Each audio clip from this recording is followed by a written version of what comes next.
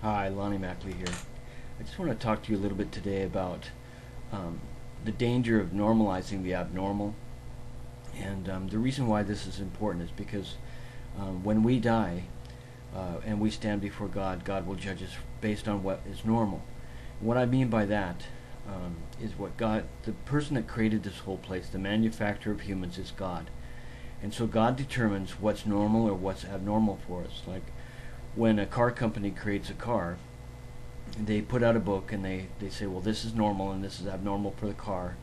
And the rules of the road for driving, they determine what's normal and abnormal for driving your car on the road. So if you keep the rules, and you do what the creator of the car and the person who makes the rules for driving on the road say is normal, then things go well for you. But when you break those rules, when you start doing abnormal things with your car, driving abnormally, maybe under the influence or doing things to your car that are hurting it, then you run into problems. And it's the same with us as humans. God created us. He's the manufacturer of humans. He's explained to us what's normal in His Word, the Bible, but also He's written His laws in our hearts. Some people call it a conscience, but it's like with a computer. There's a hard drive and there's basic root programming, and God has put His basic root programming in us. And God is also, like in Romans 1, it says that God has shown us who He is and what's right by how He's created things, that we don't have an excuse. He's shown us that He's real. He's placed His laws within our hearts. Like you'll notice the first time you do certain things, that your conscience is offended. Like I remember the first time I ever, shot and killed something just for the fun of it. I could feel my conscience kind of lurching because I knew that I had just kind of violated one of those root programming laws in my soul. So God is the manufacturer of humans. He determines what's normal and what's abnormal. But the thing is, Satan wants to get us to break God's laws. Satan hates God. He got kicked out of heaven for rebelling against God. And so he does his best to hurt God by hurting His creation, which is us, humans.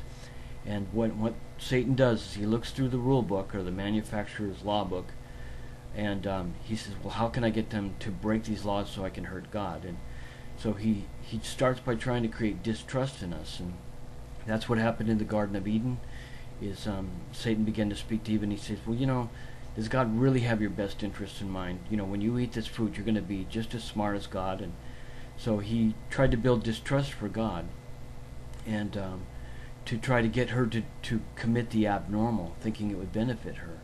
And so she did eat the fruit, and it did give her more knowledge. But you see how Satan mixed the lie and the truth together. Because of it, mankind fell, and sin entered the world. Sin is breaking God's laws. And since then, we have been hurt. Sin has hurt humans tremendously. It's brought in sickness, disease, war. All kinds of horrible things have come into the world because we started breaking God's laws and calling the abnormal normal. And now we live in a time where more and more people are calling the abnormal normal. And they're just expecting all of us to kind of go along with it, and to accept it, to affirm it. And if you're smart, you won't accept it, you won't affirm it. You'll just go back to the original manufacturer's book and say, no, this is normal. And check your heart that tells you what's normal and abnormal. Say, no, this is normal. I'm hanging on to what's normal because I know that when I die and I stand before God, I'm going to be judged based on what's normal. And Jesus said that the road to hell is wide and that many go down it. But the road to heaven is narrow and only a few that find it. So you have to choose the narrow road and avoid the wide road. And the wide road is full of people calling the abnormal normal. And the narrow road is people that are calling the normal normal. So you have to choose for yourself what is right, what is normal, based on God's Word, the Bible, and based on what God has shown you is right. And it's very important for your eternal future that you choose what's right and that you choose what's normal and that you denounce and avoid what's abnormal. And here's what it says in the Bible. This is what God says. This is out of Isaiah 5:20. It says, woe to those who call evil good and good evil, who put darkness for light and light for darkness, who put bitter for sweet and sweet for bitter. In other words, people that switch it around, they call bad good and they call darkness light. And we see that so much today. People, what has normally been accepted is wrong. They're calling it right, and they're saying, well, not only is it right, but you need to accept it. And it's caused a lot of problems for our society. It's brought diseases into our society. It's brought God's curse into our society because we've been breaking God's laws. We've been violating the manufacturer's law book over and over again, killing innocent children, accepting sexual perversion as being normal.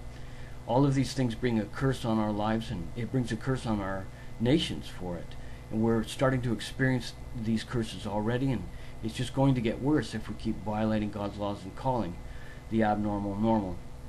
And what happens when we do this long enough is that God will just give us over to it. He'll just say, okay, you want the abnormal that bad, you can have it. But with it you get all the curses and all the bad things that come along with living abnormally. Here's another thing that God said out of Romans. He says, therefore God gave them over to the sinful desires of their hearts, to sexual impurity, for the degrading of their bodies with one another. They exchanged the truth of God for a lie, and worshipped and served created things rather than the Creator, who's forever praised. And there's a lot of things in our life where we've traded the truth of God for a lie. If you're making an idol out of pleasure, or out of sex, or out of drugs, or whatever it is, then you've changed the truth of God. You've traded it for a lie. And that lie will destroy not only your life, but the lives of the other people that are around you. And you may have noticed in your life that the more abnormal things you start embracing into your life, the more problems that you start having. Like addiction is a good example of it. It's abnormal. Sexual perversion is abnormal. Surfing porn, masturbating, that's abnormal. And what happens is it brings bad things into your life. And it doesn't matter how much the world says that this is normal. It's not normal. The person that created this whole place is who determines what's normal here. And so you have to embrace what is normal, what is true. If you're doing things in your life that are abnormal, then you need to go to God and you need to ask Him. There's been, like Sodom and Gomorrah, embraced the abnormal. And look what happened to them in the days of Noah. The whole world was embracing the abnormal. It brought a horrible judgment on the whole world. It was flooded. And now we're living in a time where the whole world is starting to completely embrace the abnormal again. And it's going to bring a terrible judgment on us all. And so we need to make the choice to re-embrace the normal, to denounce the abnormal. But you've got to make that choice in your own individual life. You need to pray, and you need to say, God, please show me whatever is abnormal in my life that I've been calling normal, and please show me how to get rid of it.